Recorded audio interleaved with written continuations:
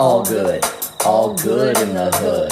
All good, all good in the hood. All good, all good in the hood. All good in the hood.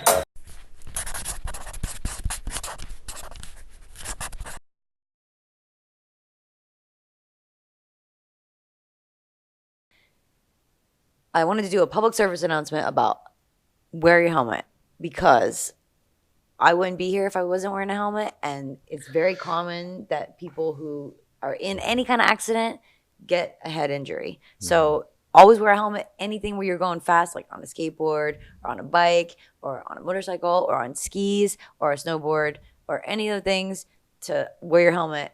On public service announcing you. PSA. Yeah. Protect your neck.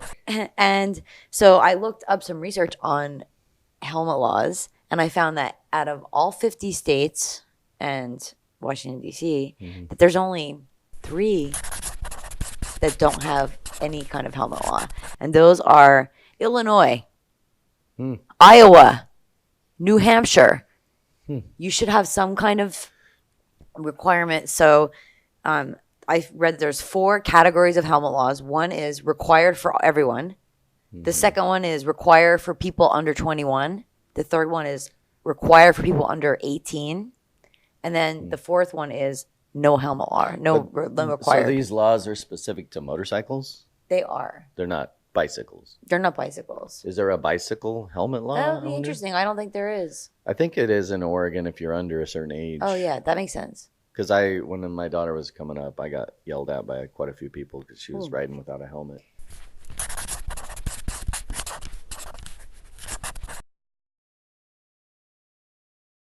So there's a thing called donor cycles, which is motorcycle helmet laws in states where there is no motorcycle helmet law, and the supply of organ donors. So basically saying that people become vegetables, but they still have organs to donate. You're dead. Because you have a brain injury that's that bad and you don't have a helmet on, you're dead. I mean, you're actually dead. You're not like brain injured only. You're just dead. And you're a donor cycle member. So if you don't want to wear your helmet, then you can be in the donor cycle program. So I read that every death of a helmetless motorcyclist prevents 0.33 deaths of people on the organ transplant waiting list. So if you don't want to wear your helmet, you can be an organ donor. I mean, it's like kind of cool to donate organs. So you kind of, if you need it's that, kind of like you're going to commit.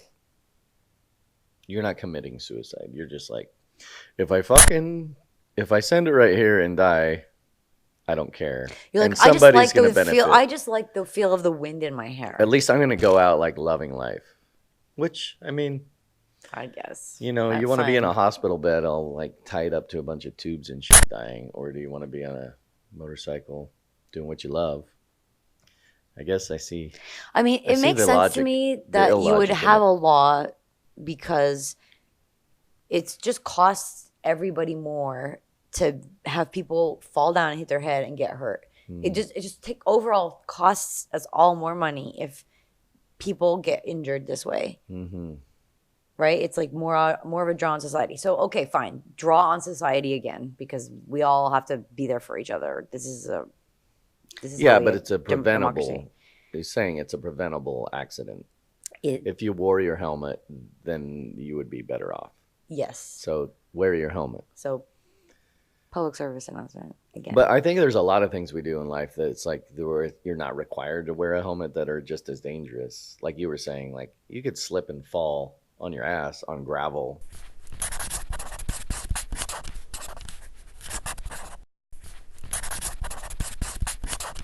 So yeah, like in winter here, they don't salt the roads. They put gravel down, and then they don't clean the gravel up for like 5 months.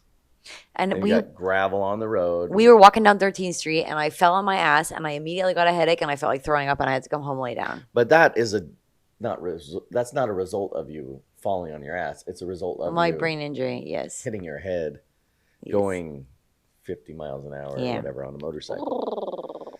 Imagine if you weren't wearing a helmet. Like this thing, my God. like this is the only reason you're here right now. So give the girl some love. She's still kicking. Yeah.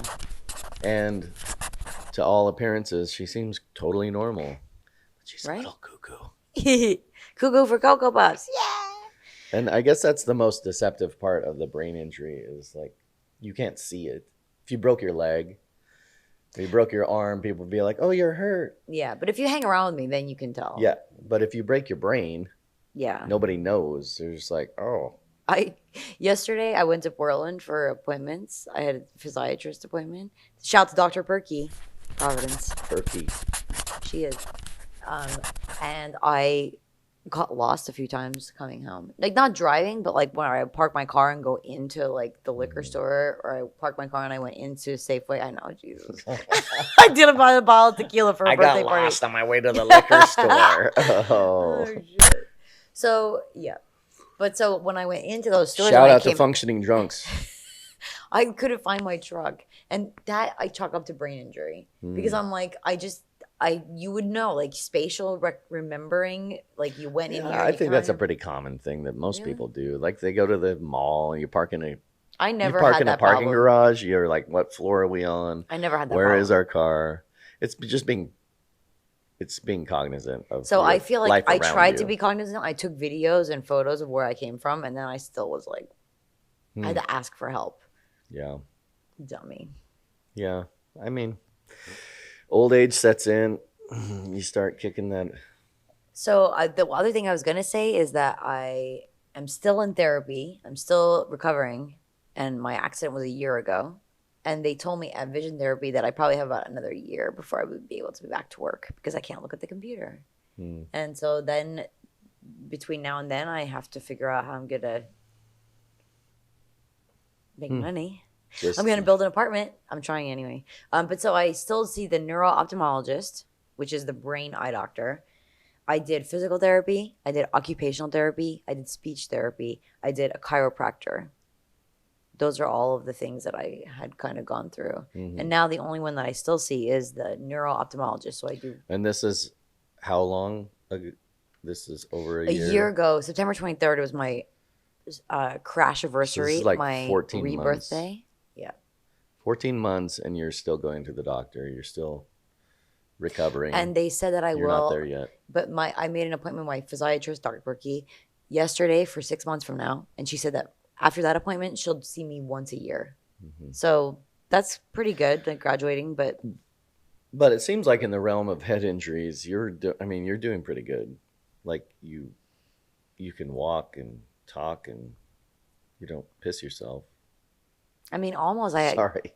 I mean, I almost do. I have to my control of my pee. I don't know what happened, but like now I have to. If I don't find a toilet, like I will pee my pants. Not that I have, because I've always found a thing. But I'm like, oh man, I'm gonna pee my pants. Well, again, I think these are like problems that everybody goes through as they get older. This is aging. Speaking Shoot. For because you're gonna be aging coming up. I am aging. You're aging coming up. You know what the best thing about getting old is? We all do it.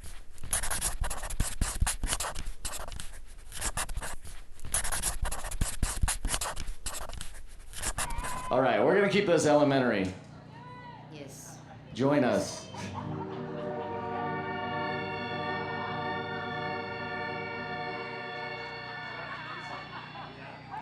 I am AP Real.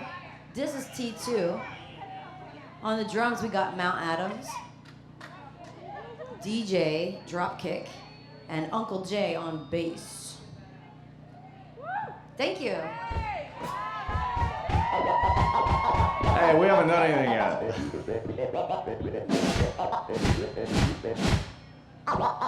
A, B, C, D, E, F, G, H, I.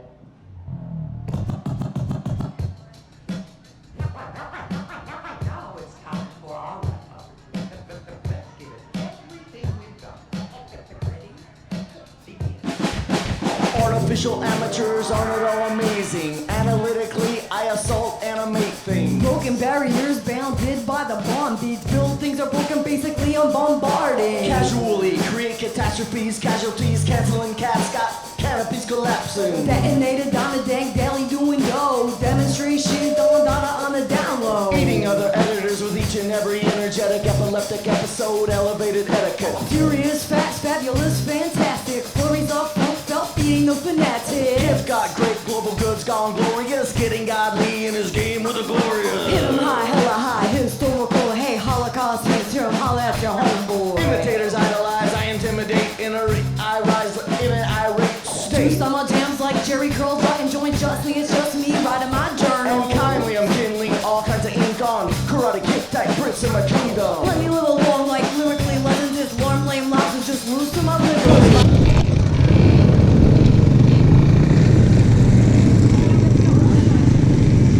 I got 40 in the studio every night, late night. Gotta watch that shit, don't wanna make him know me. That's my homie, yo boy. Got a whole lot to show for it. I mean, we could really get it, we could go for it.